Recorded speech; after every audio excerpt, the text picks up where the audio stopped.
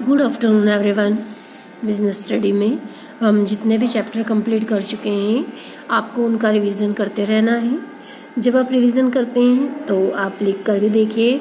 हर answer को यदि आप लिख लेंगे तो आप अपने आप में कॉन्फिडेंट रहेंगे कि ये आंसर आपको आता है और आपकी लिखने की प्रैक्टिस भी होती रहेगी। नोट्स बनाते रहिए और यदि आपके नोट्स प्रिपेयर रहेंगे तो एग्ज़ाम टाइम में आप पे एकदम स्ट्रेस नहीं होगा। आप उनको नोट्स को एक बार देख करके और रिवीजन करके और आप अपने कंफर्म हो सकते हैं कि आपका जितना भी आपने स्टडी की है वो सब आपको याद है, आपका सब लर्न है। आइए अब हम देख लेते हैं कि हम कितने चैप्टर कंप्लीट कर चुके हैं। हमारे कोर्स में जो टोटल चैप्टर हैं उनमें से हमने जितने चैप्टर कंप्लीट किए हैं उनमें फर्स्ट है nature and significance of management, second principle of management, third business involvement, fourth planning, fifth organisation, sixth staffing, seventh directing, eight controlling, 9 business finance, 10 financial market and 11 marketing and marketing management. और यही chapter अभी हमारा continue भी है। ये chapter होने के बाद हम कंज्यूमर प्रोटेक्शन करेंगे और उसके बाद हम रिवीजन भी स्टार्ट करेंगे। तो हम देख लेते हैं कि मार्केटिंग एंड मार्केटिंग मैनेजमेंट में हम कितना कर चुके हैं। मार्केटिंग एंड मार्केटिंग मैनेजमेंट में हमने स्टार्टिंग में इंट्रोडक्टरी देखा है, meaning of market, meaning of marketing and exchange in the essence of marketing, इनकी conditions of exchange, what can be marketed and meaning of marketer, marketing functions जो बहुत ही important है, इसका मीनिंग हमने देखा है। चार्ट के माध्यम से हमने इनके पॉइंट्स को देखा था। 3 पॉइंट्स इसमें मेन है, functions of exchange, functions of physical supply and facilitating functions. ये तीनों ही फंक्शंस का हम डिटेल भी देख चुके हैं और इनके पॉइंट्स को आपको लर्न करना है और कंसेप्ट भी पूरे क्लियर रखना है। सबसे इम्पोर्टेंट जो इसमें हमने देखा था मार्केटिंग एंड सेलिंग में डिफरेंस। मार्केटिंग और सेलिंग दोनों ही सिमिलर दिखने में लगते हैं, लेकिन मार्केटिंग का काफ़ी वाइडर स्कोप होता है, बहुत ही व्यापक क्षेत्र होता है और सेलिंग उसी में इंक्लूड है। इस प्रकार से इसके जो 9 पॉइंट्स हैं इनमें से आपको एनी 6 पॉइंट बहुत अच्छे से लर्न करके और लिख करके और मुझे इसकी फ़ोटो सेंड करनी है। Meaning and definition of marketing, marketing जो मैनेजमेंट होता है वह किस तरह का होना चाहिए, तो उसका अर्थ, इसकी डेफिनेशंस, कैरेक्टरिस्टिक्स और सबसे इम्पोर्टेंट है इसके इम्पोर्टेंस और रोल ऑफ मार्केटिंग मैनेजमेंट। इसमें भी जो चार्ट के माध्यम से बताए थे, अब इम्पोर्टेंस अलग अलग सभी के लिए है, जैसे कस्टमर्स के लिए, मैन्युफैक्चरर के लिए एंड सोसाइटी या नेशंस के लिए। इनके भी पॉइंट्स को हम बहुत ही डिटेल में और अच्छे से समझ चुके हैं। इसमें यदि आपको कोई डाउट है, कोई पॉइंट नहीं आया हो तो आप मुझे कॉल करके या मैसेज दे करके इसको पूछ सकते हैं। इसके बाद हमने देखी थी मार्केटिंग मैनेजमेंट फिलॉसफी। ये जो फिलॉसफी है, इस फिलॉसफी के जितने भी पॉइंट्स हैं ये बहुत इंपॉर्टेंट है। इसमें शॉर्ट नोट के माध्यम से मैंने आपको बताया था कि इसे आपको लिखते आना चाहिए। यदि हम फिलॉसफी का क्वेश्चन पूछते हैं या एग्जाम में पूछा जाता है तो उसे आप 2 पेज मिनिमम मिनिमम 1 पेज और मैक्सिमम 3 पेज के शॉर्ट नोट के रूप में आप इसे प्रिपेयर कीजिए। आपको एक एवरेज 2 पेज तो इसको लिखते आना चाहिए, क्योंकि इसके 5 पॉइंट्स बताए गए हैं। 5 पॉइंट्स को आपको डिटेल करना है। इसके बाद देखा था हमने मार्केटिंग मिक्स। मार्केटिंग मिक्स का मीनिंग देखा था, definitions, elements of marketing mix और इसके बाद हमने देखे थे प्रोडक्ट मिक्स। तो इस तरह से ये प्रोडक्ट मिक्स जो है, इसमें मैंने आपको बताया था कि जो उत्पाद, जो हमारा प्रोडक्ट है, इस प्रोडक्ट को प्रोड्यूसर जो तैयार करते हैं तो वो अपनी मार्केटिंग की जितनी भी रीति होती है या जो उनकी पॉलिसी होती है उसके ही एक पार्ट के रूप में होता है। इसमें जितनी भी वस्तुएं होती है वो प्लानिंग, ब्रांड और ट्रेडमार्क, पैकेजिंग, इसकी प्राइस डिसाइड करना और इसका हम फिजिकल सप्लाई किस प्रकार से करेंगे, उसकी जो सेल्स पावर है, एडवर्टाइजमेंट है, सेल्स प्रमोशन है, और उसका फिजिकल डिस्ट्रीब्यूशन। इसके बाद में जो मार्केटिंग का रिसर्च होता है, इन सब बातों को भी इसमें सम्मिलित किया जाता है। तो इस प्रकार से जो ये प्रोडक्ट मिक्स होता है वो एक सम्मिश्रण या मिलान होता है। इस प्रकार से यह मिलान होगा कि किसी भी एक निश्चित समय व स्थिति में हम मैक्सिमम प्रॉफिट को अर्न कर सकें। तो इस प्रकार से जो प्रोडक्ट मिक्स हैं, इस प्रोडक्ट मिक्स के बारे में हमने उस समय देखा था। तो हम ये कह सकते हैं कि जो उत्पाद मिश्रण होता है, प्रोडक्ट मिक्स होता है, वो मार्केटिंग का एक प्रमुख तत्व होता है। इसमें जितने भी कंज्यूमर्स होते हैं उनकी जो इंटरेस्ट होता है, जो गुड्स वो परचेस करना चाहते हैं, उनकी रुचि का पूरा ध्यान रखा जाता है। और जो विक्रेता जो भी माल बेचता है, सेलर जो भी सेल करेगा, और क्रेता जो भी खरीदना चाहते हैं, परचेसर जो भी अपना पैसा दे करके और जिस भी वस्तु का उपयोग करना चाहते हैं उसे प्रोडक्ट कहते हैं। एक जो प्रोडक्ट होता है मुख्य रूप से जो कस्टमर्स हैं उनकी जितनी भी नीड्स होती है, आवश्यकताएं होती हैं, उनकी संतुष्टि को पूरा करता है, मतलब वो उन्हें सेटिस्फाइड करता है। इस प्रकार से सभी दृष्टिकोणों से, जैसे प्रोडक्ट का साइज है, उसका रंग है, डिज़ाइन है, उसके प्रोडक्ट की कंसिस्टेंसी है, मतलब अनुरूपता है, उसका नामकरण है, मतलब ब्रांडिंग है, पैकेजिंग है, ऊपर का कवर है, लेबलिंग है, किस्म, क्वालिटी, और सेल्स के जब हम सेल कर देते हैं उसके बाद में भी जो सेवाएं दी जाती है तो वो सेवाएं भी देना होता है, और वस्तु का भार, जितना उसका वेट है, इन सब बातों के संबंध में जो भी हम डिसीजन लेते हैं या जो भी निर्णय लेते हैं वो सब प्रोडक्ट मिक्स के अंतर्गत ही होता है। इसमें जो मेन इसकी बातें होती है उसमें सबसे पहला हम देखेंगे कि ब्रांडिंग होनी चाहिए। किस तरह से उसका हम ब्रांड रखते हैं, मतलब उसका एक कोई नाम रखते हैं। तो आइए अब हम इसे देख लेते हैं। Branding, a brand is a name, term, sign, symbol, design और some combination of them used to identify the product, goods और सर्विस ऑफ वन सेलर और group of seller and to differentiate them from those of the competitors. A brand today is an entity that offers a set of value exchange measures between what the owner market seek and the price he is willing to pay for. Definition इसकी समझाई गई है Stephen king के according. A brand is something that is bought by the customers.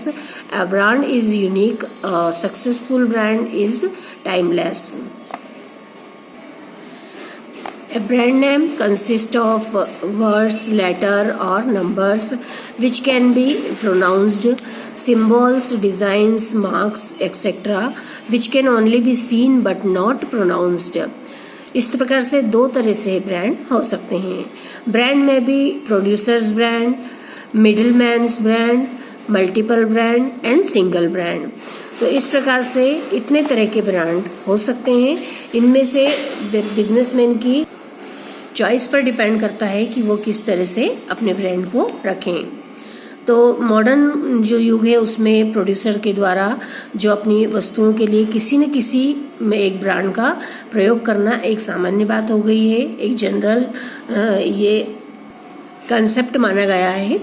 अधिकांश जो उपभोक्ता होते हैं या कंज्यूमर्स होते हैं वस्तुओं को पर्याप्त सीमा तक औद्योगिक वस्तुओं के संबंध में भी आज ब्रांड का ही यूज करते रहते हैं।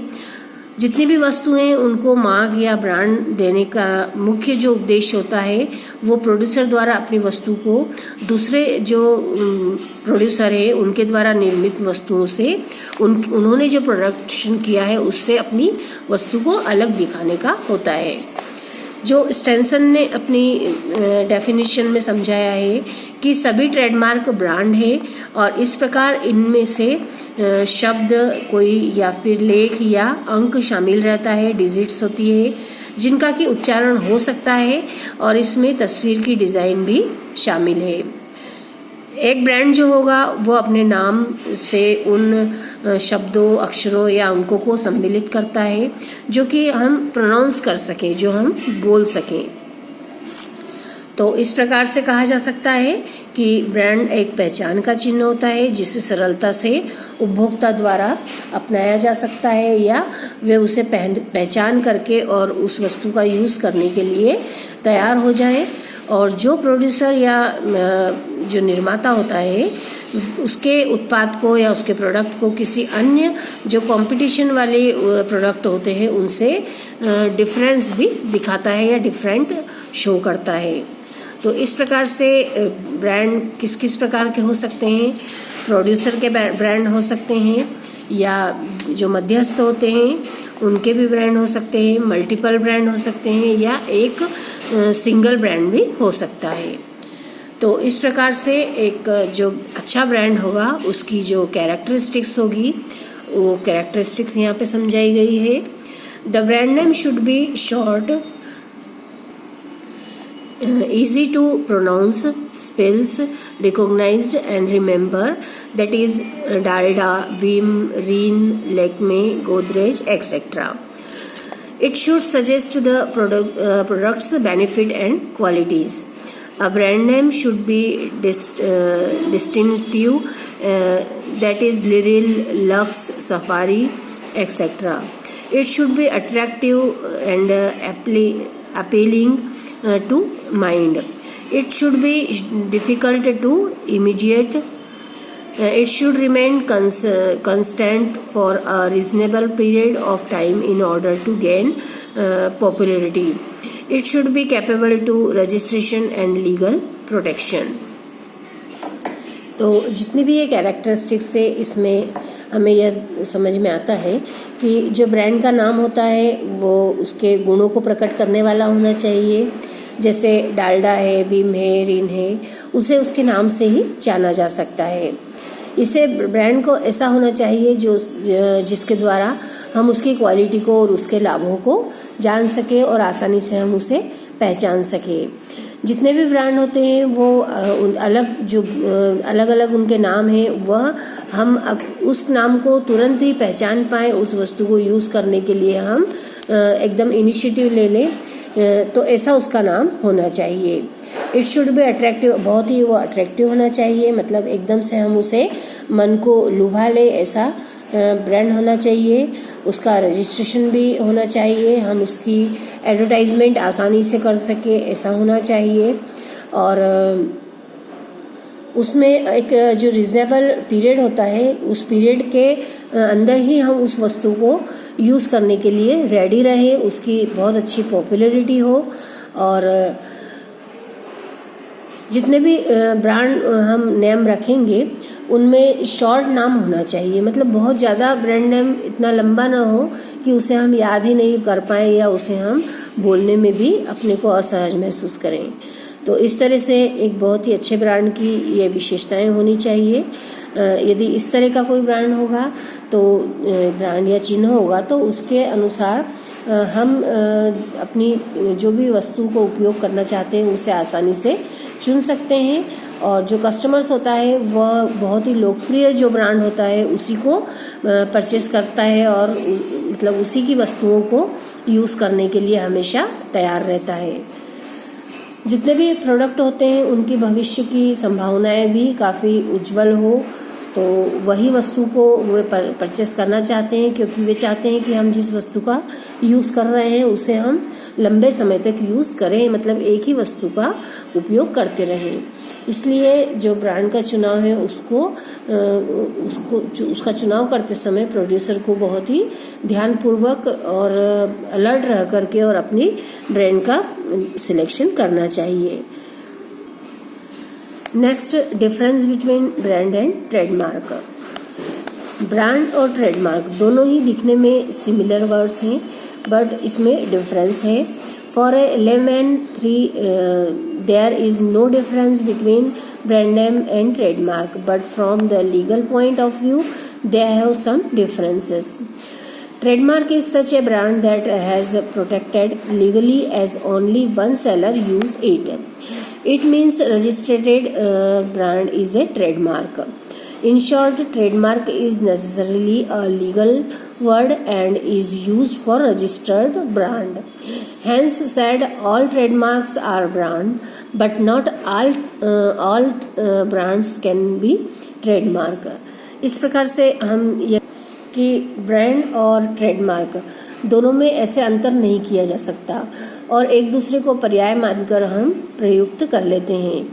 यदि इस पर साधारण रूप से हम विचार करें या दोनों के शब्दों में कोई अंतर न देखें तो कोई भी अंतर हमें दिखाई नहीं देता, किंतु जब कानूनी रूप से विचार करते हैं तो इसमें इन दोनों के बीच का अंतर हमें स्पष्ट होता है। अमेरिकन मार्केटिंग एसोसिएशन ने जो ट्रेडमार्क होता है उसको परिभाषित करते हुए कहा है कि ट्रेडमार्क एक ऐसा ब्रांड है जिसे कानूनी रूप से संरक्षण प्राप्त होता है या जिसे लीगली हमने अपने जो वैधानिक रूप से हम अपने किसी एक को सर्टिफाइड कर देते हैं तो वैसा हम कर चुके हैं, क्योंकि जो लीगल होता है कानूनी रूप से हम एक विक्रेता को उसका एक ट्रेडमार्क का ही प्रयोग करने की हम परमिशन देते हैं। तो इसलिए ये जो डेफिनेशन समझाई गई थी इससे यह स्पष्ट है कि जो ये पंजीयन कर दिया जाता है या रजिस्टर्ड कर दिया जाता है ब्रांड वही ट्रेडमार्क कहलाता है। और ट्रेडमार्क शब्द को सामान्यतः ब्रांड के स्थान पर उस समय प्रयुक्त किया जाता है जबकि ब्रांड का पंजीयन कराना होता है और वैधानिक कार्यवाही के लिए लीगल पूरी प्रोसेस करवाने की आवश्यकता होती है। संक्षेप में यदि हम कहें तो ट्रेडमार्क आवश्यक रूप से कानूनी शब्द है और रजिस्टर्ड जो ब्रांड है उसके संबंध में प्रयुक्त किया जाता है। यही कारण है कि सभी ट्रेडमार्क ब्रांड माने जाते हैं किंतु सभी ब्रांड ट्रेडमार्क नहीं माने जाते। तो इस तरह से ये आपको क्लियर हुआ होगा कि ब्रांड और ट्रेडमार्क दोनों में क्या डिफरेंस होता है। एक कानूनी जो फॉर्मेलिटीज होती है उसका इसमें डिफरेंस होता है। अब है एडवांटेजेस टू इम्पोर्टेंस और इम्पोर्टेंस ऑफ ब्रांडिंग। ब्रांडिंग का क्या महत्व है ये हम यहाँ पर समझेंगे। Brands has the following advantages. इसमें जो पार्टीज हैं उनके लिए अलग अलग दिए हुए हैं। To producer, identifying the recognising the product. Branding helps a firm in distinguish its product from that of others. This enables the firm to secure the control and the market for its product. Second, basis of advertising. Branding is the basis of advertising and other techniques of mass selling. Gradually, the brand itself becomes its own advertisement. Coca-Cola, Pepsi, Lux, Garnier have become household names because of brand advertising. Next, help to minimize cost. Branding help to minimize selling cost by reducing dependence on middlemen. Dealers are ready to handle branded products at lower margin. Differential pricing. Branding enables a firm to charge different price of its product than that charged by the competitor. This is possible because if customers like a brand and become habitual of it, they do not mind paying a little higher for it. Easy in introducing new product. A known brand is very useful in introduction of a new product in the market. It is the reason that many companies with established brand name decided to introduce new product in the same name. For example, Sony extend the brand name of its television to many others durable product. इस प्रकार से जो इनके advantage है producer के लिए मतलब उत्पादकों के लिए, तो ग्राहकों को वस्तु से परिचय करवाना। जितनी भी वस्तुएं बाजार में भेजने से पहले उत्पादक जो होते हैं उनको यह लाभ होता है कि वे वस्तुओं को सरलता से जनता के बीच में ले आते हैं और उस नाम से ही सरलता से यह बता पाते हैं कि इस वस्तु का उत्पादक इस वस्तु का उत्पादक यह है और इस नाम से यह वस्तुएं आसानी से हम मार्केट में अवेलेबल करवा पाएंगे।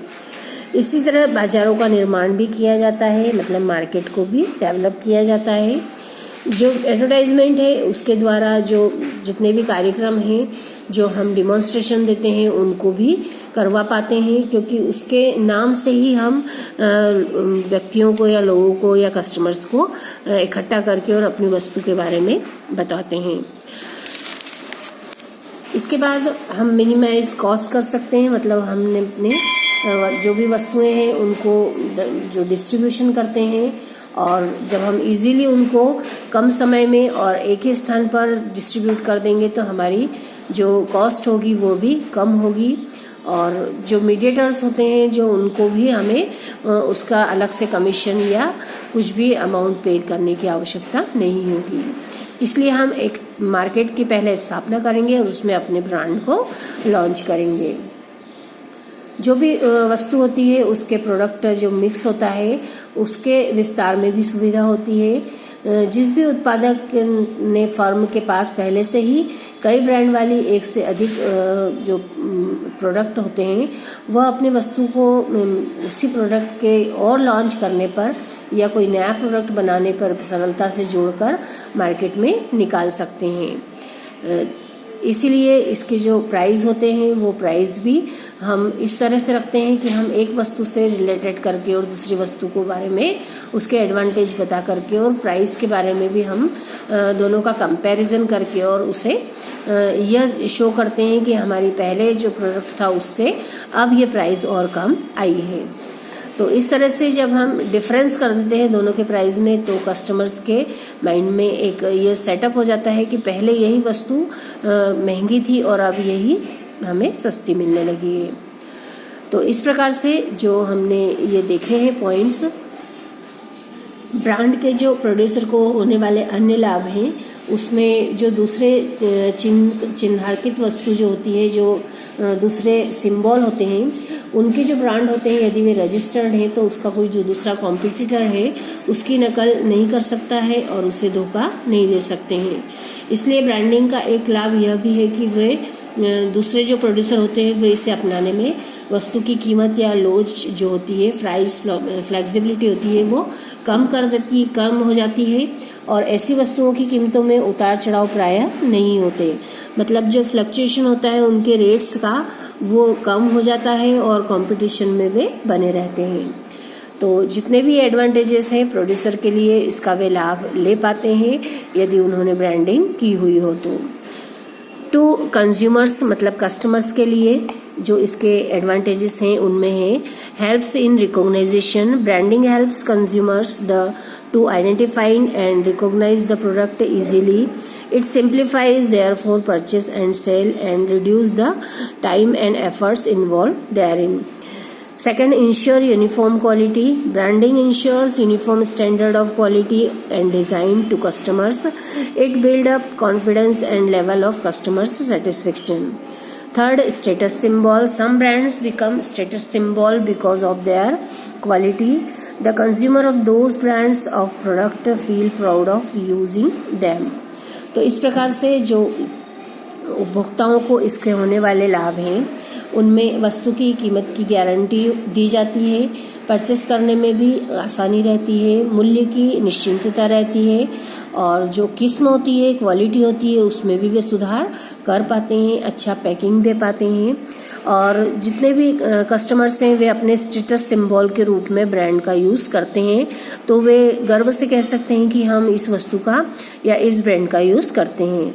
तो इस तरह से उनके स्टेटस सिंबल को भी वे बहुत ही गर्व से बताते हैं और इस तरह से जो उनकी माउथ पब्लिसिटी होती है ब्रांड की वो भी प्रोड्यूसर को काफी लाभान्वित करती है या उससे उन्हें प्रॉफिट होता है।